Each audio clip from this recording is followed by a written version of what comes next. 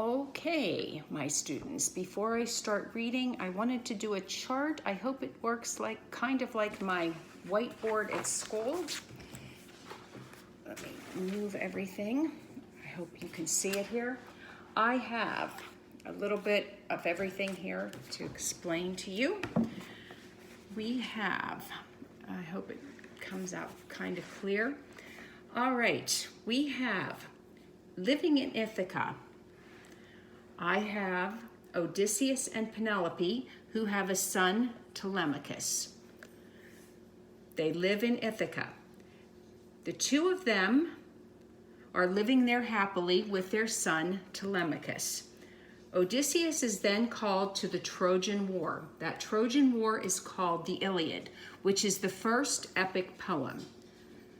Interestingly, we in 9th grade have you read the Odyssey, which is the second epic poem, but that's another story. You don't have to worry about that. But the Iliad is the first one, which lasted, that whole epic poem lasted 10 years of Odysseus's life.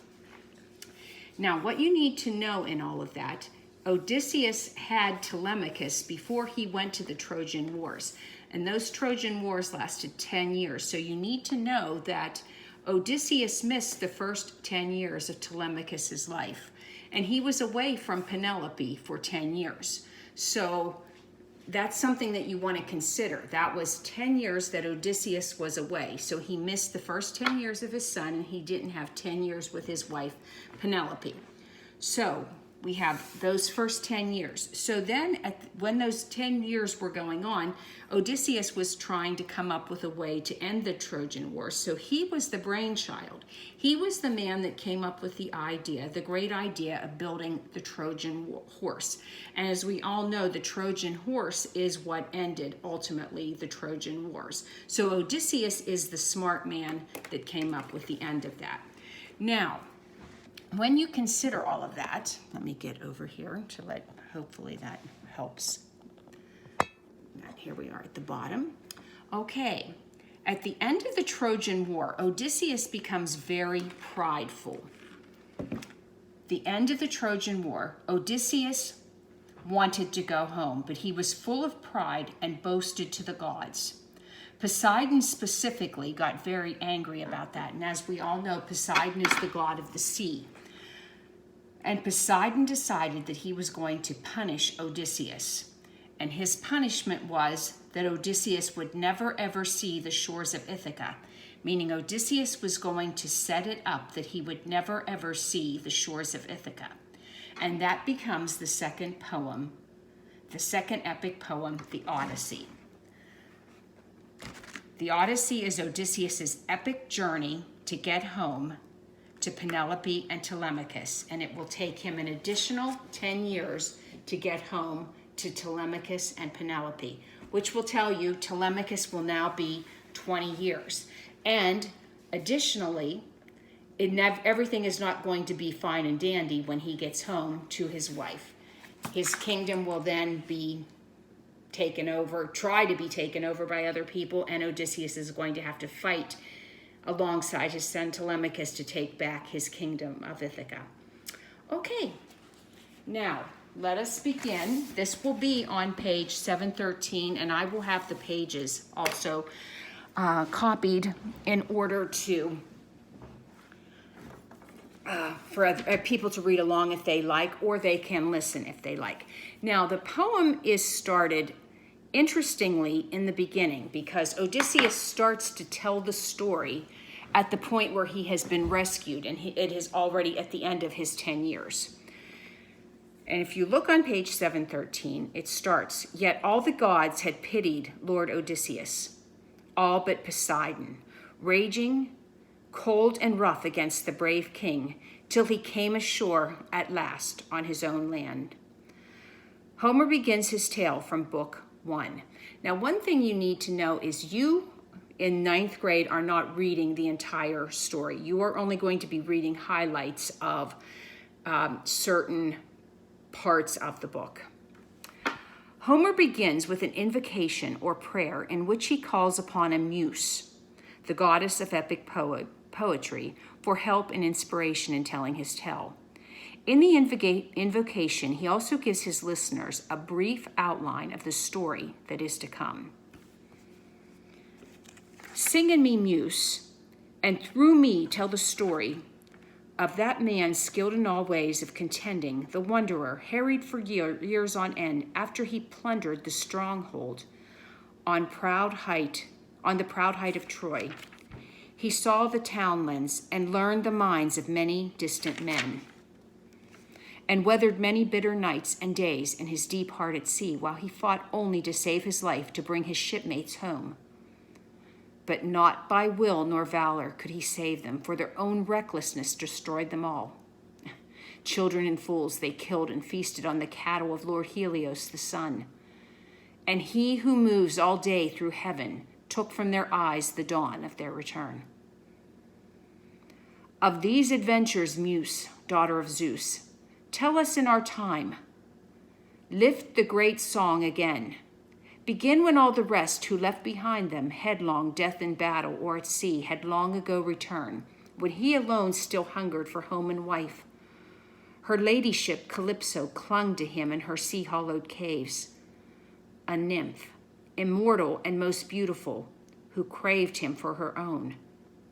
And when long years and seasons wheeling brought about that point of time, ordained for him to make his passage homeward, trials and dangers even so attended him, even in Ithaca, near those he loved.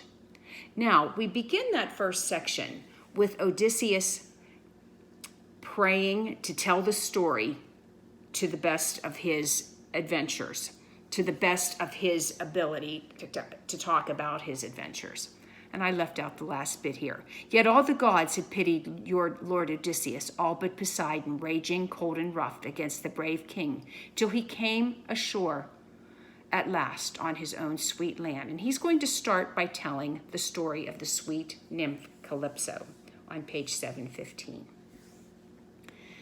Books 1 through 4 tell about the travels of Telemachus, Odysseus' son, who had been searching unsuccessfully for his missing father. Nearly 10 years after the Greeks' victory at Troy, the hero Odysseus still has not returned home to Ithaca. For 7 of those years, he has been held prisoner by the sea nymph Calypso. Now the goddess Athena, feeling sorry for Odysseus, appeals to her father Zeus to intervene. Zeus sends Hermes, the messenger god, to Calypso with an order. She must release Odysseus and help him to return home. Now you will note in the, I believe it's topic 34, we have some information about Telemachus looking for his father, which you can read on your own. Now look on page 716. We are going to read about Calypso coming, or Hermes coming to tell Calypso to release Odysseus. I'm going to turn on my light in here so I can read better. Okay. No words were lost on Hermes, the wayfinder, who bent to tie his beautiful sandals on ambrosia, golden, that carry him over water or over endless land in a swish of the wind, and took the wand with him, with which he charms asleep, or when he wills awake the eyes of men. So wand in hand he paced into the air, shot from Pieria down to sea level, and veered to skim the swell. A gull patrolling between the wave crests of the desolate sea will dip to catch a fish and douse his wings. No higher above the whitecaps, Hermes flew until the distant island lay ahead. Then rising shoreward from the violent ocean, he stepped up to the cave. Divine Calypso, the mistress of the isle, was now at home. Upon her hearthstone a great fire blazing scented the farthest shores with cedar smoke and smoke of thyme, and singing high and low in her sweet voice before her loom a-weaving, she passed her golden shuttle to and fro. A deep wood grew outside with summer leaves of alder and black poplar punging cypresses. Ornate birds here rested their stretched wings. Horned owls, falcons, cormorants, long-tongued, beach-combing birds and followers of the sea. Around the smooth-walled cave, A crooking vine held purple clusters under ply of green, and 4 springs bubbling up near one another, shallow and clear, took channels here and there through beds of violets and tender parsley.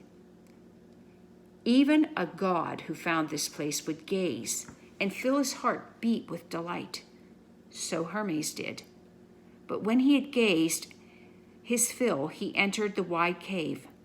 Now, face to face, the magical Calypso recognized him, as all immortal gods know one another on sight. Those seeming strangers, far from home, but he saw nothing of the great Odysseus, who sat apart as 1,000 times before, and racked his heart groaning, with eyes wet, scanning the bare horizon of the sea. As Calypso serves him ambrosia and nectar, Hermes delivers the message that she must release Odysseus. Now, before I go on reading on that, I want to point out to you that Odysseus is living here with Calypso, and he's been living here with her for 7 years. Now, it's been 10 years, as I've pointed out to you, that he has been trying to get home to Penelope, but 7 of those years has been spent here with Calypso. And you want to question yourself, are those 7 years entirely bad? Living there with Calypso, is it imprisonment that is bad imprisonment? Living with a goddess of great beauty with Calypso, is that bad imprisonment? She is having him there as her prisoner, but she is loving Odysseus. He is her toy, her slave, but is it bad enslavement? It's a beautiful place to live, but what in there points out that Odysseus is not happy? Odysseus is not sitting there enjoying his surroundings. What is he doing? He's sitting there apart as 1,000 times before. This is between lines 70 and 75. And racked, his own heart groaning, his eyes wet, scanning the bare horizon of the sea. Even though he's there in a beautiful place with a beautiful goddess, his heart is reaching out for Penelope. He doesn't want to be there. And the gods are saying, release Odysseus. His destiny is to be home with his wife. The strong god, glittering, left her as he spoke. And now her ladyship, having given heed to Zeus's mandate, went to find Odysseus in his stone seat to seaward, tear on tear brimming his eyes.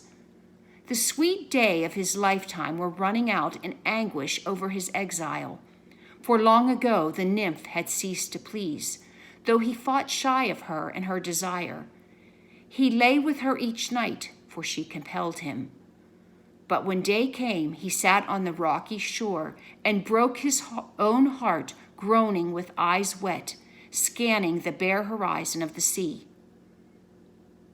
Now she stood near him in her beauty, saying, O forlorn man, be still.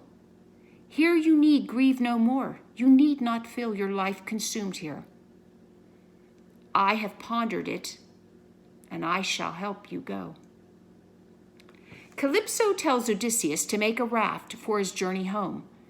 He expresses disbelief at her willingness to help him, but she insists that it is not a trick. He really will be free to go at last. Now, as a goddess, it's interesting to note and point out here that she says it is her decision to let him go, when in reality she was forced to let him go. Hermes was sent by Zeus to tell her. But she does not tell Odysseus that she was told to do that. She says that it was her decision. Swiftly she turned and led him to her cave, and they went in, the mortal and the immortal. He took the chair left empty now by Hermes, where the divine Calypso placed before him victuals and drink of men. Then she sat down facing Odysseus, while her serving maids brought nectar and ambrosia to her side. Then each one's hands went out on each one's feast, until they had had their pleasure, and she said, Son of Laertes, versatile Odysseus, after these years with me, you still desire your old home? Even so, I wish you well. If you could see it all before you go, all of the adversity you face at sea, you would stay here and guard this house and be immortal. Though you wanted her forever, that bride for whom you pine each day, can I be less desirable than she is? Less interesting? Less beautiful? Can mortals compare with goddesses in grace and form? At which point, Calypso is saying, why do you not want to stay with me? I will never grow old and ugly. Your bride will. Why do you not want to stay with me? To this, the strategist Odysseus answered, my lady goddess, here is no cause for anger. My quiet Penelope, how well I know, would seem a shade before your majesty, death and old age being unknown to you while she must die. Yet it is true, each day I long for home, long for the sight of home. Odysseus sets out on the sea, but Poseidon sends a storm that destroys his raft. With the help of Athena, he is saved, but just barely. Exhausted and swollen with seawater, he is washed up on the shore of a strange island. A man in a distant field, no hearth fires near, will hide a fresh brand in his bed of embers to keep a spark alive for the next day. So in the leaves Odysseus hid himself, while over him Athena showered sleep, that his distress should end, and soon, soon, in quiet sleep she sealed his cherished eyes.